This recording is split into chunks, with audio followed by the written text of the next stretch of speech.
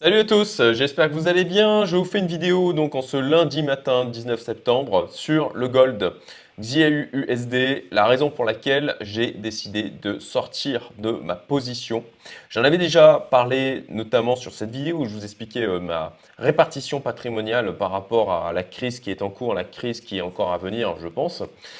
Et j'étais notamment surexposé sur le gold, sur des raisons, bon, bah, pas de regret, hein, pour moi, les raisons restaient bonnes. Et on va revenir d'ailleurs sur les datas et sur ce que je vais faire, puisque je n'abandonne pas complètement l'or. Je suis toujours exposé dessus en physique, bien évidemment. J'ai aussi toujours un peu, alors là, je suis complètement sorti hein, des ETF sur lesquels j'étais positionné. Par contre, j'ai toujours un petit peu de Paxos Gold. Là aussi, juste avant le merge, Ethereum, j'étais complètement sorti. Je vous en avais parlé, notamment au niveau des risques que je voyais sur l'Ethereum, qui avait très peu de chances de se produire, mais je préférais me protéger de ces risques. Eh bien, voilà, aujourd'hui, je suis out et j'attends de voir. Alors, pourquoi j'aurais dû ma tête? Pourquoi j'ai fait ça? Bah, déjà, la principale raison, c'est parce qu'on a cassé en weekly un niveau dont j'avais déjà parlé et que je surveillais. Le niveau des 1700 dollars, 1680. Voilà. Cette zone-là, on l'a cassé. On a clôturé à 1675, du coup, vendredi soir. Et là, bon, bah, on continue a priori de baisser. Donc, bon, bah, j'ai appliqué mon plan. Chose qui n'a sincèrement pas été facile. Je crois que c'est la première fois que je vis aussi mal une position. Pourtant, c'est vraiment pas celle sur laquelle j'ai le plus perdu. Euh, mais j'étais vraiment haussier sur l'or pour des raisons sur lesquelles on va revenir au niveau des datas que je vais vous exposer ici. Et de le voir venir casser, compte tenu de toute l'inflation que l'on a, de toute l'incertitude qui est à venir, la période de récession dans laquelle on est en train, récession, stagflation, hein, dans laquelle on est en train de rentrer, franchement, eh bien, je dois avouer que je ne m'y attendais pas. Et alors, il faut toujours jamais couper des possibilités. C'est d'ailleurs pour cette raison que je surveillais quand même cette clôture en weekly. Euh, Parce que bon, bah, si forcément j'étais à 100% sûr, à ce moment-là, je n'aurais même pas imaginé clôturer cette position. Mais c'est pas avec plaisir. Voilà, c'est une certaine déception pour être franc. Et du coup, toute la semaine dernière, quand j'ai commencé à voir qu'il revenait titiller la zone donc des 1700 dollars, et vu la tête du graphique, à partir en fait de mardi déjà, j'avais envie de sortir. J'ai tenu jusqu'à vendredi parce que bon ben, je voulais respecter mon plan, même si je voyais au fur et à mesure mon capital perdre de la valeur et vu le niveau d'exposition, bon bah c'était des milliers de dollars chaque jour qui partaient et bon bah c'était pas spécialement agréable. Donc la semaine dernière n'a pas été évidente à gérer sincèrement émotionnellement et psychologiquement. Néanmoins, bon, j'ai tenu pour rester aligné avec mon plan. Je me disais que peut-être on allait avoir une chasse à la liquidité, une chasse au stop justement en dessous de la zone des 1680 et potentiellement une mèche et repartir. Et bon, ben, ce n'est pas aujourd'hui ce qu'il s'est passé. Donc, voilà, on applique le plan. Quand je vois aussi eh bien la tête du S&P 500, c'est pas très... Voilà, on a cassé les 3900. C'est pas très beau non plus en clôture weekly.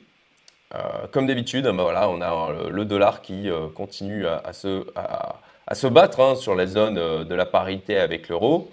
Et au niveau du DXY, ben, vous le voyez, on continue de stabiliser là en dessous des 110, qui est une zone de résistance qui n'est pas anodine, mais ça prend une direction possible d'une cassure à la hausse. Donc, voilà. Pour cette raison aussi, parce que bah, si on a la bourse qui continue de chuter, eh bien effectivement, il va y avoir des appels de marge et eh bien, on l'a déjà vu hein, dans des cas d'appels de marge élevés, l'or, le gold baisse aussi. Et donc c'est pour cette raison que j'ai préféré sortir.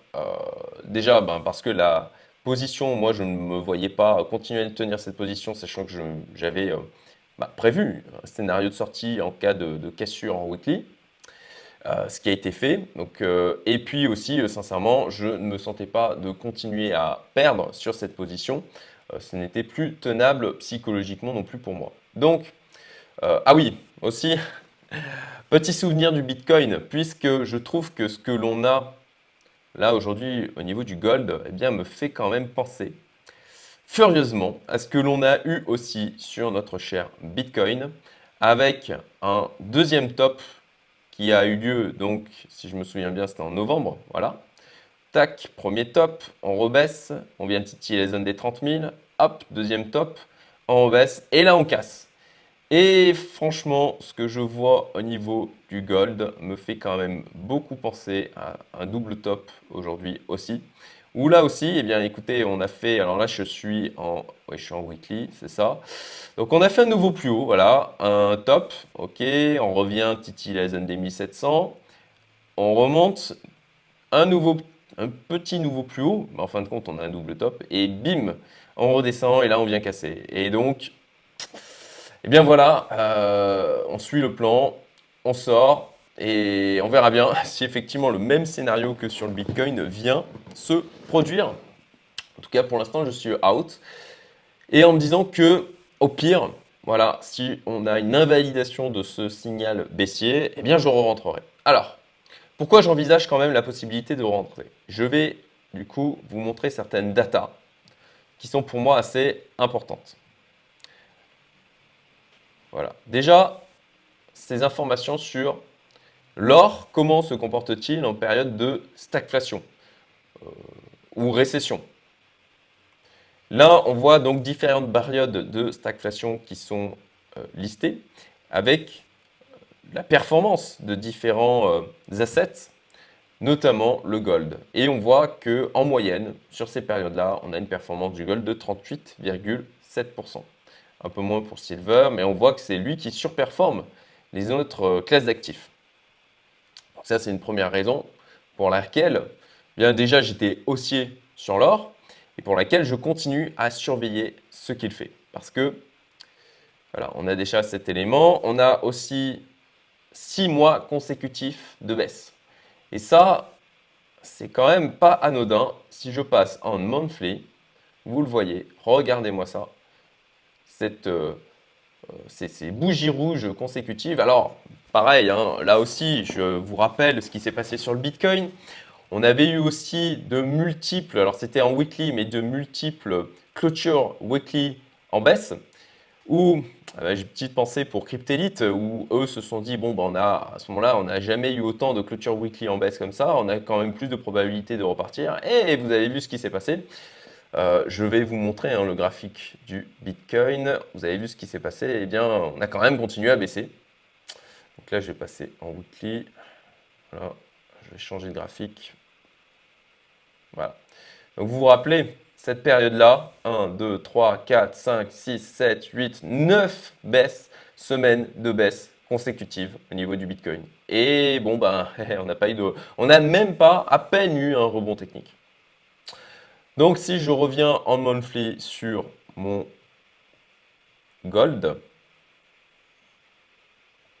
voilà, on voit on est en train de vivre 6 mois consécutifs de baisse sur l'or.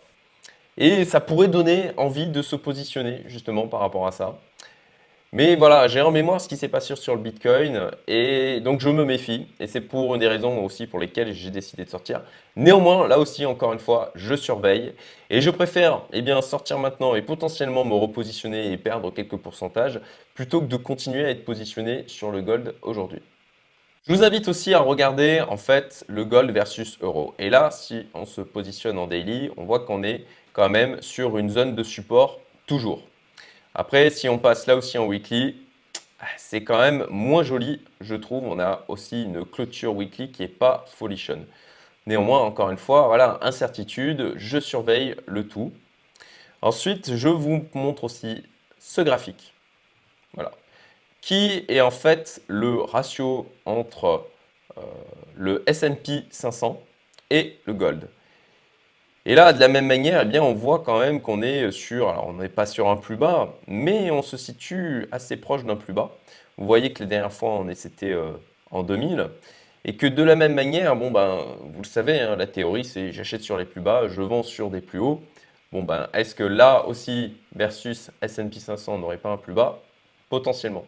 Néanmoins, je vous rappelle que quand le S&P se met à lâcher fortement, eh bien, il y a des appels de marge et il y a le gold qui est amené aussi à baisser puisqu'on vend du gold pour pouvoir eh bien, venir couvrir ces appels de marge.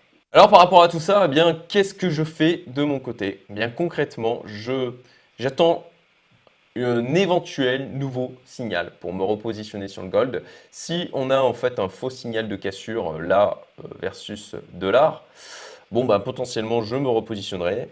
J'attendrai que ça vienne reprendre hein, cette zone des 1680, 1700.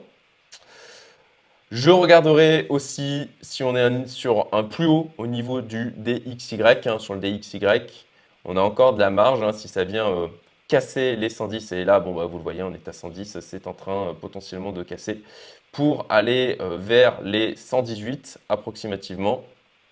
Voilà, 118, 120. Eh bien, si on se retourne au niveau du dollar à ce niveau-là, eh bien, effectivement, à ce moment-là, ça pourra être intéressant de se repositionner sur le gold parce que tant que le dollar continue à pousser, eh bien, vous le voyez que c'est au détriment de l'or aussi. Et puis, je prendrai une exposition plus faible parce que la raison pour laquelle ça a été difficile de la tenir, c'est que bon, bah, sur le gold, on est plutôt sur du long terme et je savais que si là, je ne sortais pas et que la baisse continuait, je pouvais potentiellement me retrouver bloqué avec ce capital pour 1 an, 2 ans, 3 ans et c'était manquer des opportunités possibles au niveau de la bourse, puisque je pense qu'on peut très bien encore purger au niveau des différentes classes d'actifs et qu'il y aura du coup des opportunités à prendre et ça me ferait mal d'avoir du capital bloqué dans le gold avec l'impossibilité d'aller saisir ces différentes opportunités. Voilà, eh bien écoutez, n'hésitez pas à me dire ce que vous en pensez, ce que vous avez fait, comment vous vous êtes positionné sur le gold.